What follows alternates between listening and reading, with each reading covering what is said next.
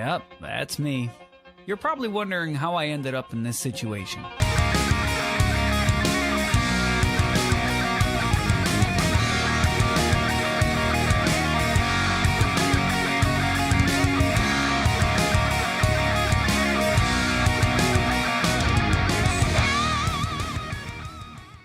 What's up everyone, David here. Got a new video for y'all today. But before we get into it, if you haven't already, make sure you subscribe to the channel, hit the bell notification so you don't miss out on any new videos.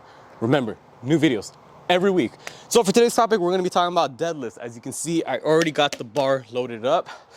Deadlifts, I wouldn't necessarily say are hard to do, but it is very easy to fuck up the form basically.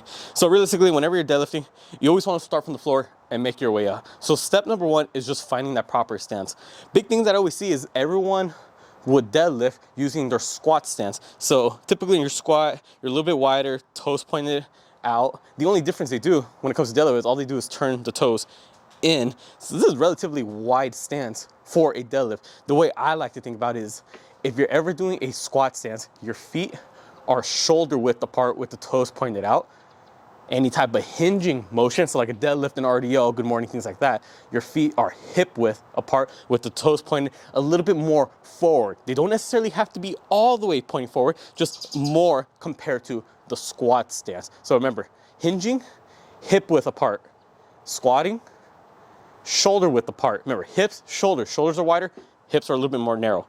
Once you find that stance, and again, it's gonna vary from person to person. Some people have to go really narrow. Some people have to go a lot wider. It just depends on your frame and what feels comfortable and best for you. Afterwards, you wanna walk up to the bar and you wanna set up the bar so that it's halfway over your foot. What do I mean by that? What I mean is if you're looking down at your foot, cut your foot halfway through. So an easy way to do is if you got laces, which I'm pretty sure most shoes do. I'm wearing Converse, so for me, halfway down my foot is this fourth hole for the lace. I make sure that the bar is going directly over that. You don't want to be standing too far back because then the bar is over your toes, and you don't want to stand too far forward that the bar is just scraping up against your shins. You want to be halfway over your foot.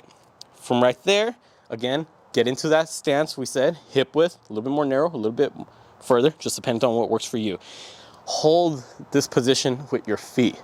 From right here, then we can start talking about the upper body, gripping the bar and setting our back. So we already talked about our stance. We already talked about how wide our feet are gonna be. We already talked about how close we are gonna be to the bar. Now we're gonna talk about our hand placement. Now, this is one of the biggest things that I see that ultimately hinder your form. We already discussed your feet are gonna be a little bit closer. Your hands, if you're doing just regular conventional deadlifts, which in most cases most people are, your hands have to be outside of your foot placement. But how far out do we put our hands? There are going to be rings on every single bar. There's usually a set of rings in the middle that separates the narrowing of the bar, the rough part that has the texture, and the smooth part of the bar. And then there's gonna be a ring that's further out. So you see, I got a ring right here and right here. Those rings are used to guide your hands so you know they're evenly placed on each side. But it does not mean that you have to always put your pinky on the ring or put your ring finger on the ring. You don't necessarily have to have your fingers directly on the rings. It's just used as a guide to figure out where your hand placement is gonna be. Let's go more into detail. If we already discussed that our foot placement is gonna be here, some people have the notion that their hands have to be right on the rings. So if I use the inner rings, which is right here, what happens there? You see my knees start to cave in a little bit. This is way too narrow of a hand placement. I gotta widen it out, especially if you're a person with a bigger frame. Widen out the hands. You're not limited to just these inner rings. Space it out if you need to. The way I know that I'm having a good hand placement is that if I can go down, I'm still pushing my knees slightly outwards the way I would a squat. I'm never caving them out. That's why I said in the beginning, your feet are gonna be slightly more pointed forward, but they don't have to be directly pointed forward. Why? It's because I want my knees to follow the direction of my toes. So if my toes are pointed slightly outwards, boom, my knees are gonna go slightly outwards on the way down.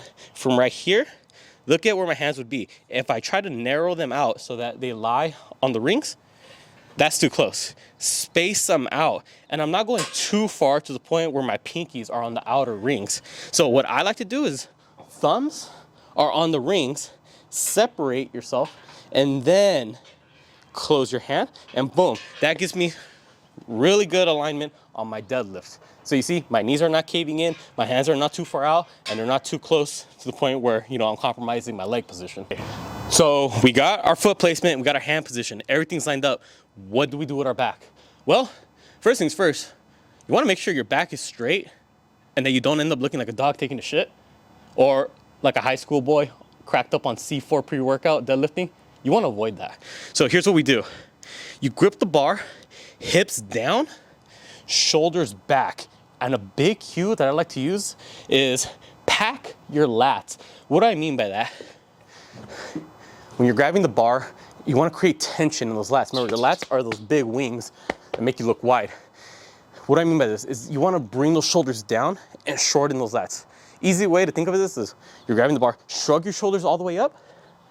All right, now bring them as low as you can, all the way down. Bring the shoulders down, down, down, down, and you're gonna feel that lat tension.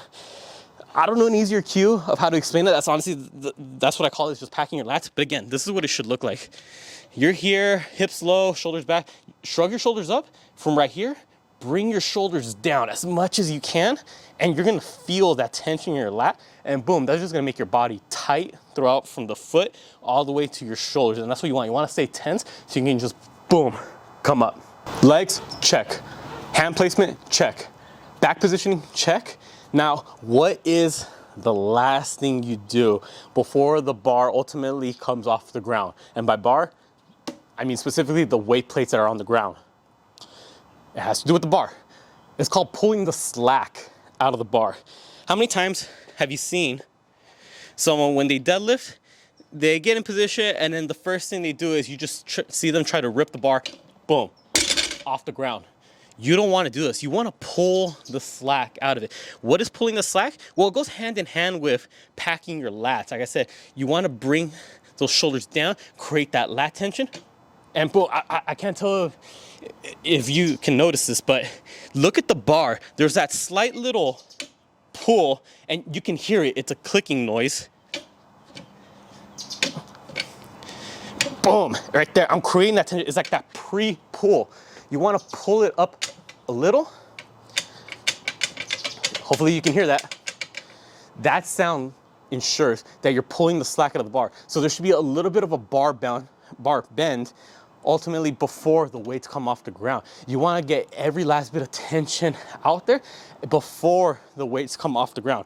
So again, we're getting in position, pack those lats, pull the slack out of the bar. Is that pre-pull. So the thing about it, you're putting that tension to pull it up before it ultimately comes off the ground.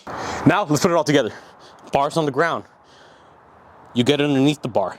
You ensure you're in a hip width stance with the toes pointed slightly outwards. You ensure that the bar is halfway over your foot. If your shoe has laces, use those lace marks as a reference point.